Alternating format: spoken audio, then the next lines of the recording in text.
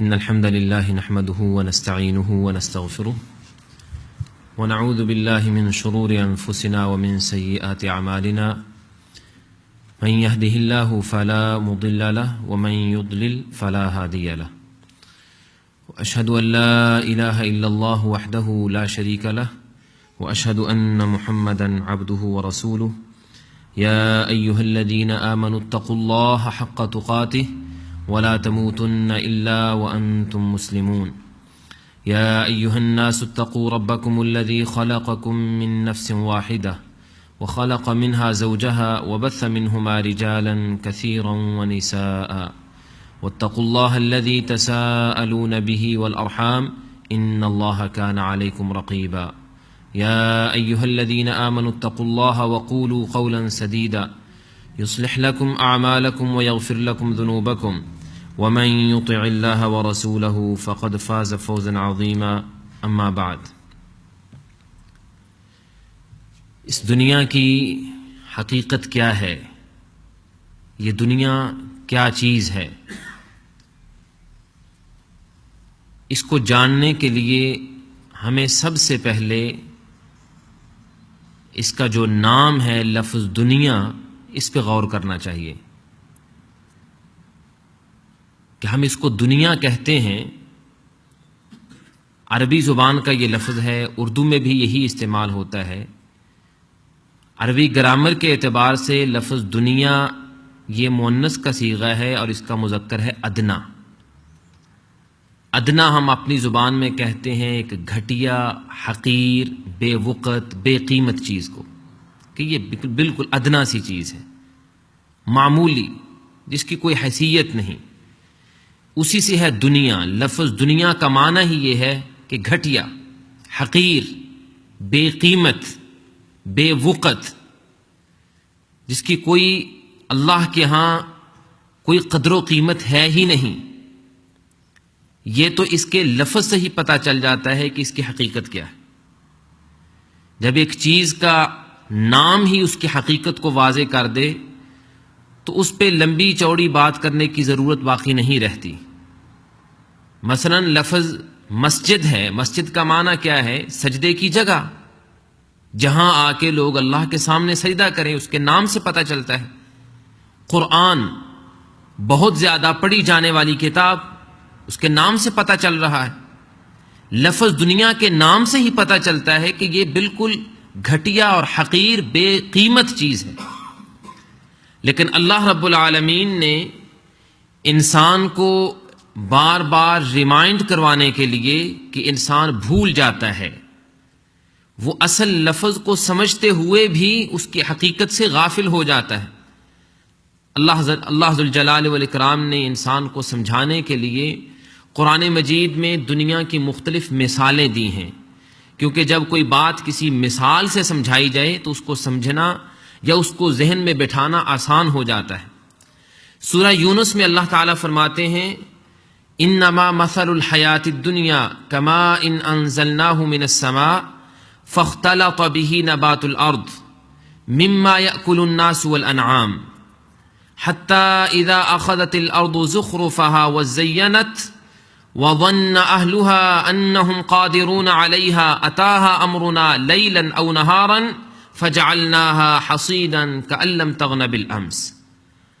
اللہ فرماتے ہیں کہ دنیا کی مثال ایسے ہے جیسے بارش کا پانی آسمان سے اترا، وہ ایسی جگہ پہ پڑا جہاں سے فصل اگ سکتی ہے، وہاں اس زمین سے پھر فصل اگی اور زمین سے وہ کچھ باہر نکلا کہ جس کو انسان بھی کھاتے ہیں، جانور بھی کھاتے ہیں، اس سے سبھی فائدہ اٹھا سکتے ہیں.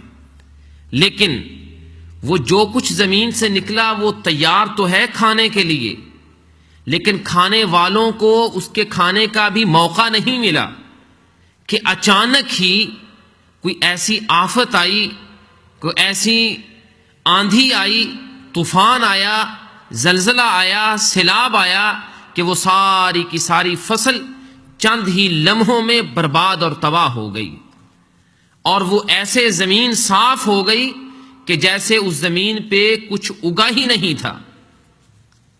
اللہ فرماتے ہیں یہ مثال ہے دنیا کی. کیا مطلب ہے؟ کیا اس مثال سے ہمیں کیا بات سمجھ میں آتی ہے؟ کہ دنیا دیکھنے میں بڑی خوبصورت، بڑی اچھی، کہ جس کو دیکھ کے انسان کے نفس، انسان کا دل بڑا ہی خوش ہوتا ہے، انسان اس کو حاصل کرنے کی کوشش کرتا ہے، اور بڑی تمنائیں اور بڑی آرزوئیں اور بڑی خواہشات اور بڑی ڈیزائر اس کے ساتھ جوڑ لیتا ہے.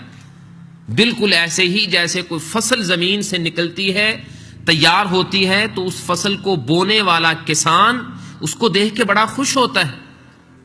وہ پھر یہ حساب لگانا شروع کر دیتا ہے کہ میں نے اس زمین کی تیاری میں جب اس میں بیج بویا تھا، جب اس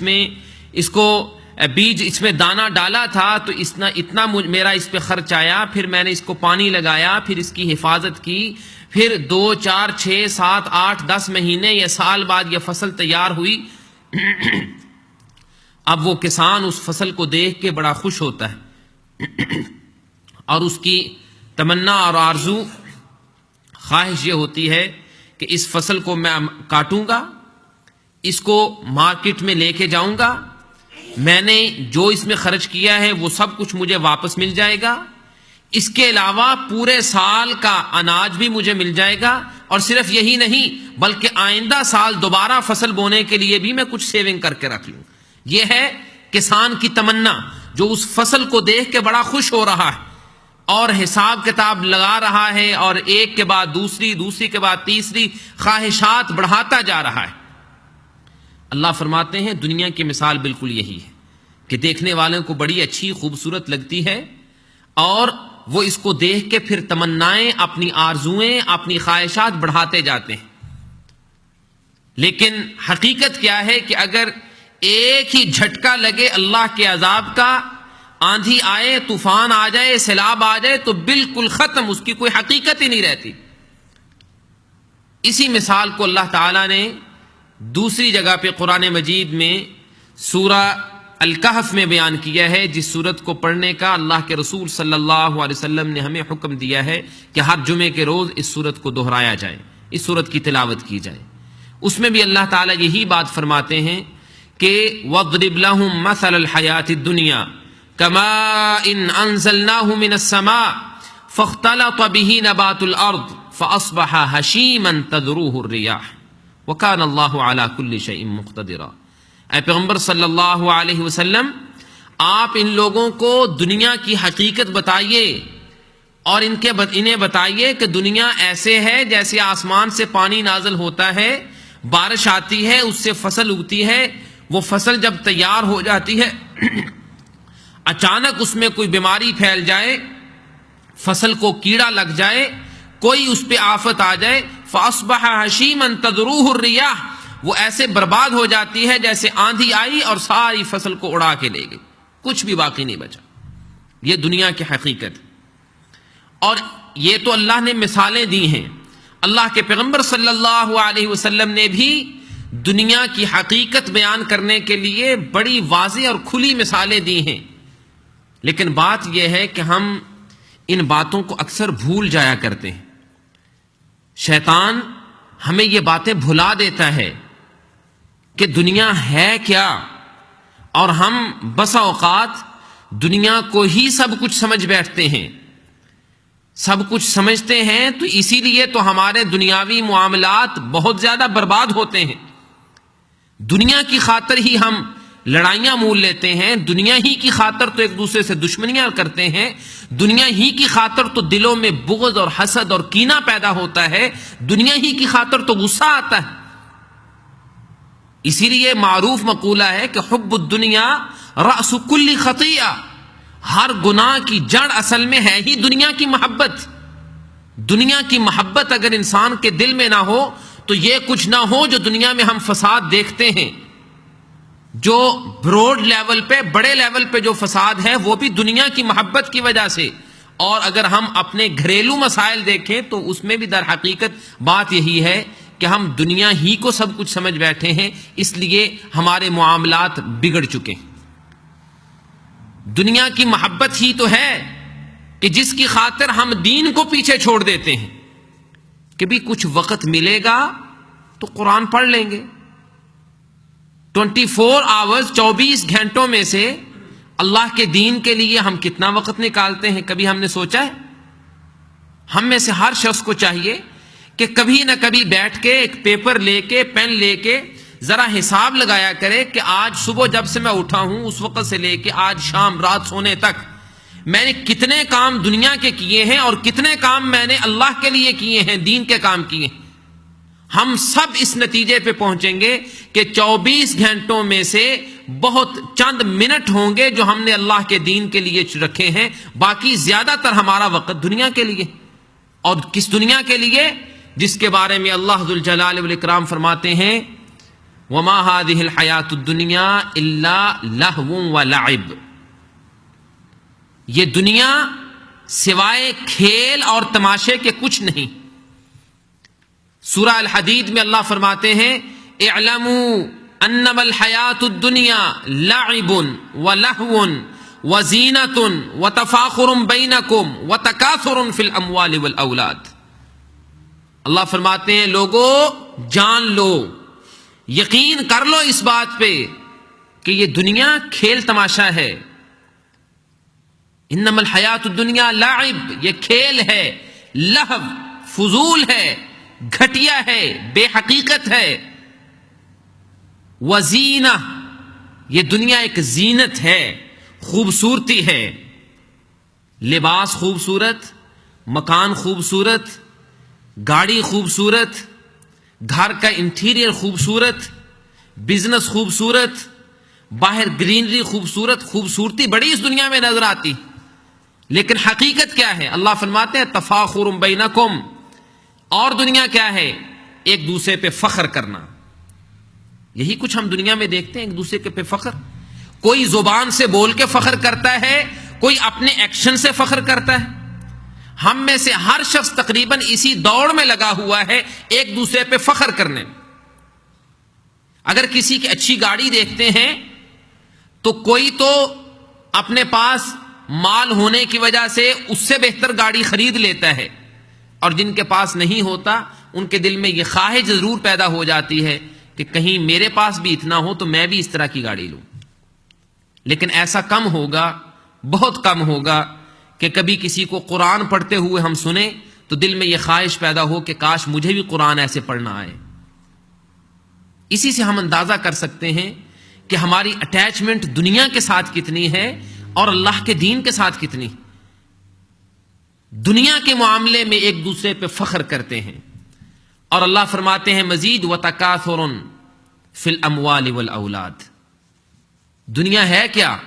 دنیا کی حقیقت بس اتنی ہے کہ ایک دوسرے سے مال میں بڑھنے کی دوڑ، ایک دوسرے سے مال میں بڑھنے کی دوڑ، حتیٰ کہ دو پارٹنر اگر مل کے بزنس شروع کرتے ہیں تو کچھ وقت اکٹھا کرتے ہیں، اس کے بعد دونوں میں سے ہر کوئی یہ فیل کرنے لگتا ہے کہ نہیں اب مجھے علیحدہ ہو جانا چاہیے، کیونکہ بزنس میں وہ کچھ نہیں بن رہا جو میں چاہتا ہوں، وہ اور زیادہ آگے بڑھنے کی کوشش کرتا ہے۔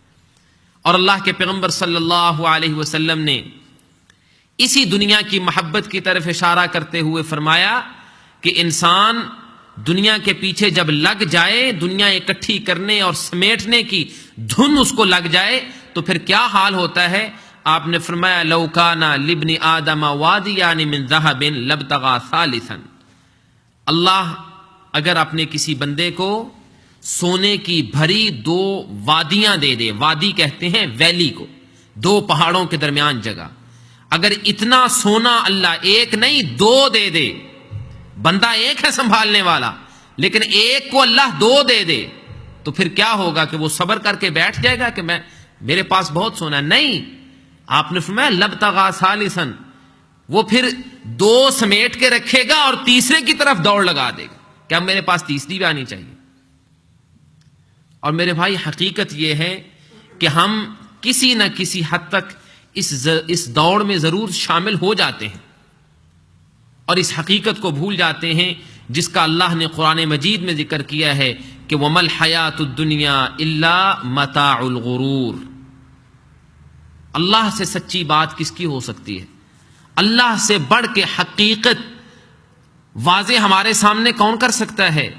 اللہ فرماتے ہیں مل حیات الدنیا الا متاع الغرور، دنیا سوائے دھوکے کے کچھ نہیں، یہ سراسر دھوکہ ہے۔ جو کچھ تمہیں نظر آتا ہے، جو خوبصورتی، جو مال، اولاد، کثرت، آؤ بھگت، شہرت، چرچا، عزت، جو کچھ ہے، یہ سب کچھ کیا ہے؟ متاع الغرور، یہ دھوکہ ہے، حقیقت نہیں ہے۔ اس میں سے کون سی چیز ہے جو مرنے کے بعد جب تمہارے جسم کے آپ کے اپنے خریدے ہوئے کپڑے تمہارے جسم سے اتار لیے جائیں گے، ان میں سے کون سی چیز ہے جو تمہارے ساتھ قبر میں جائے گی؟ کون سی چیز ہے جو تمہارے ساتھ قبر میں جائے گی؟ کوئی چیز۔ مکان ساتھ جائے گا، گاڑی ساتھ جائے گی، بزنس ساتھ جائے گا، بینک بیلنس ساتھ جائے گا، اولاد ساتھ جائے گی، خوبصورت یہ کپڑے ساتھ جائیں گے، شکل و صورت ساتھ، کیا ساتھ جائے گا؟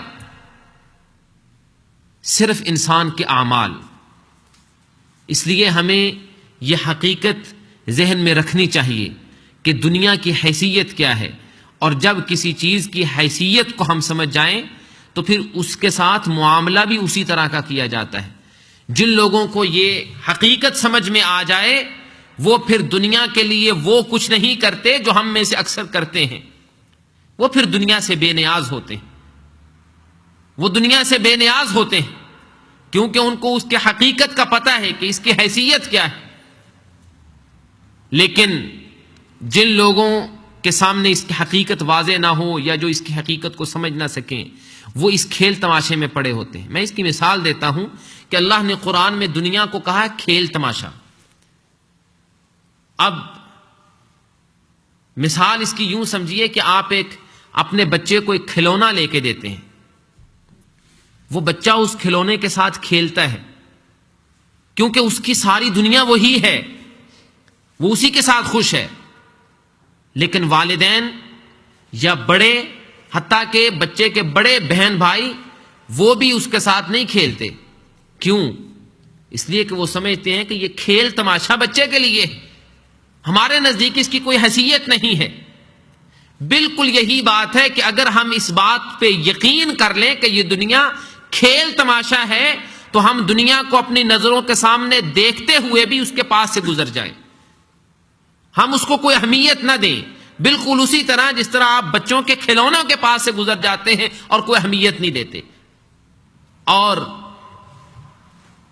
اگر ہم میں سے کوئی آدمی سمجھدار ہو، دیکھنے میں بڑا ڈیسنٹ نظر آتا ہو، وہ اگر بچوں کے کھلونوں کے ساتھ کھیلنے لگ جائے تو کیا کہیں گے اس کو؟ ہماری نظر میں وہ انسان کیسا ہوگا؟ ہم کہیں گے جی اس بیچارے کو عقل ہی نہیں ہے، سمجھ ہی نہیں ہے، کیسا بے وقوف ہے، احمق سا ہے، اس کو پتہ ہی نہیں کہ بچوں کے کھلونے کے ساتھ کھیلتے ہیں۔ خود دیکھیں کتنا قد ہے، کیسا جسم ہے، کیسے اس کی اس کی عمر کیسی ہے، اور بچوں کے کھلونوں کے ساتھ کھیل رہا ہے۔ بالکل یہی بات ہے، جب ہم اس دنیا کے کھیل میں لگ جاتے ہیں تو اللہ کی نظر میں ہماری قدر و قیمت ختم ہو جاتی۔ جو انسان اس کھیل تماشے میں پڑ جائے اللہ کی نظر سے وہ گر گیا، اور جو اس سے بچا رہے اللہ کی نظر میں اسی کی قدر و قیمت ہے۔ اللہ رب العالمین نے اسی لیے قرآن مجید میں فرمایا ہے کہ یہ دنیا کی خاطر جو ہم کچھ کرتے ہیں، اللہ نے بتایا کہ یہ کوئی حقیقت نہیں ہے۔ المال والبنون زینت الحیات الدنیا، یہ تمہارا مال اور تمہاری اولاد یہ دنیا کی زینت، خوبصورتی تو ہے، لیکن تمہارے ساتھ جانے والا کچھ نہیں۔ والباقیات الصالحات خیر عند ربک ثوابا وخیر عملا، تمہارے نیک اعمال اور ایسے اعمال جو باقی بچ جائیں۔ ہر نیک عمل باقی نہیں بچتا، ہر نیک عمل باقی نہیں بچتا۔ ہو سکتا ہے آپ نماز پڑھیں لیکن اللہ کے ہاں وہ قبول ہی نہ ہو، وہ باقی نہیں بچا، باقی وہ بچتا ہے جو قبول ہو جائے۔ اللہ رب العالمین جس کو قبول فرما لے وہ باقی ہے۔ والباقیات الصالحات، باقی رہنے والے نیک عمل خیر عند ربک، وہ اللہ کے نزدیک بہت بہتر ہیں اس دنیا سے۔ اللہ کے پیغمبر صلی اللہ علیہ وسلم نے دنیا کی حقیقت بڑے واضح الفاظ میں بیان کی ہے۔ آپ نے فرمایا لو کانت الدنیا تعدل عند اللہ جناح بعوضۃ ما سقى منها کافرا شربۃ ماء، اب اس سے زیادہ حقیقت بیان کرنے کے لیے، دنیا کی حقیقت بتانے کے لیے اور کوئی الفاظ نہیں ہو سکتے۔ اللہ کے پیغمبر صلی اللہ علیہ وسلم فرماتے ہیں اگر یہ ساری دنیا جس میں بے بہا خزانے، بہت زیادہ مال و دولت، بڑی خوبصورتی، اولاد، ناز نخرہ، شہرت، عزت، مال و جاہ، بہت کچھ اس دنیا میں ہے، اگر ساری کی ساری دنیا جب سے اللہ نے بنائی ہے اس وقت سے لے کے قیامت تک ساری دنیا اگر اللہ کے نزدیک مچھر کے ایک پر کے برابر بھی ہوتی تو کیا ہوتا؟ اگر اللہ کی ہاں اتنی حیثیت بھی دنیا کی ہوتی تو کیا ہوتا؟ ما سقا منہا کافرا شربۃ ماء، اللہ اپنے کسی باغی نافرمان کسی کافر کو پانی کا ایک گھونٹ بھی نہ دیتا۔ کیا بتاتی ہے یہ حدیث ہمیں؟ اس حدیث کا کیا مفہوم ہم سمجھتے ہیں؟ کہ اس دنیا کی اللہ کے نزدیک مچھر کے ایک پر کے برابر بھی حیثیت نہیں، اس سے بھی گھٹیا ہے، کیونکہ اگر اتنی حیثیت بھی ہوتی تو اللہ کافروں کو کھانے پینے کے لیے کچھ نہ دیتا، لیکن اللہ نے جب ان کو دیا ہوا ہے تو اس کا مطلب ہے کہ اللہ کے نزدیک یہ مچھر کے پر کے برابر بھی حیثیت نہیں رکھتی، اتنی گھٹیا چیز۔ مزید سنیے، اللہ کے پیغمبر صلی اللہ علیہ وسلم صحابہ کرام کے ساتھ جا رہے ہیں، راستے میں دیکھا کہ ایک بکری کا بچہ مرا ہوا پڑا ہے جس سے بدبو آ رہی ہے، اور وہ مرا بھی پڑا ہے اور ہے بھی ایسا کہ اس کا ایک کان کٹا ہوا ہے۔ اللہ کے پیغمبر صلی اللہ علیہ وسلم نے صحابہ کرام کو سمجھانے کے لیے آپ نے اس مرے ہوئے بکری کے بچے کے دوسرے کان سے جو صحیح تھا اس سے پکڑا اور فرمایا، صحابہ سے پوچھا تم میں سے کون ہے جو 1 درہم کے بدلے اس کو خرید لے؟ صحابہ نے تعجب کیا، اللہ کے رسول اس مرے ہوئے بچے کو ہم خرید کے، بکری کے بچے کو خرید کے کیا کریں؟ اور خریدیں 1 درہم؟ ہم میں سے کوئی بھی نہیں خریدے گا۔ آپ نے فرمایا چلو ایسے کرو کہ تم میں سے کوئی ہے جس کو فری لے لے۔ کہا اللہ کے رسول یہ تو اگر اس کے دونوں کان ٹھیک ہوتے تو یہ مرا ہوا ہے پھر بھی اس کو کوئی نہ لیتا، مرا بھی ہوا ہے کان بھی کٹا ہے، اور اگر یہ زندہ ہوتا اور اس کا کان کٹا ہوا ہے تو گھر میں رکھنا تب بھی یہ عیب تھا، اس حالت میں کون اس کو لے گا؟ اس کی تو کوئی قدر و قیمت ہی نہیں ہے، اس کو فری بھی کوئی نہیں لے گا۔